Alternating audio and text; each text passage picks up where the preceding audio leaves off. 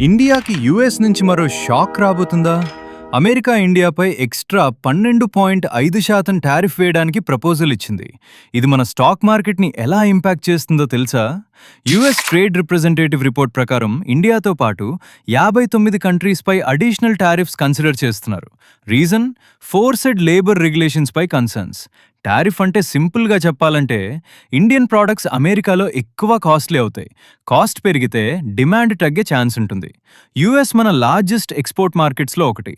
2025 నుంచి 26లో India US trade value $190 billion దగ్గర ఉంది. కాబట్టి ఈ డిసిషన్ చాలా important. Particularly textile, apparel, leather, gems and jewellery exports పైన ప్రెషర్ పడవచ్చు. ఈ సెక్టర్స్ యుఎస్ డిమాండ్ మీద ఎక్కువ డిపెండ్ అవుతాయి. మార్కెట్లో ఇన్వెస్టర్స్ టెక్స్టైల్ స్టాక్స్ ని క్లోజ్లీ మానిటర్ చేస్తున్నారు. ఎక్స్పోర్ట్ ఓరియంటెడ్ కంపెనీస్లో షార్ట్ టర్మ్ వాలటిలిటీ పెరిగే ఛాన్స్ ఉంది.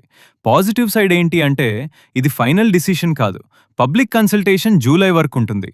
ఇండియా యుఎస్ ట్రేడ్ టాక్స్ కూడా కంటిన్యూ అవుతున్నాయి. ఎక్స్పోర్ట్ స్టాక్స్ పై నెక్స్ట్ ఫ్యూ వీక్స్ చాలా క్రూషియల్. యుఎస్ టారిఫ్ అప్డేట్ వస్తే మార్కెట్ రియాక్షన్ ఫాస్ట్ గా ఉంటుంది. Follow trading whales for market moving updates.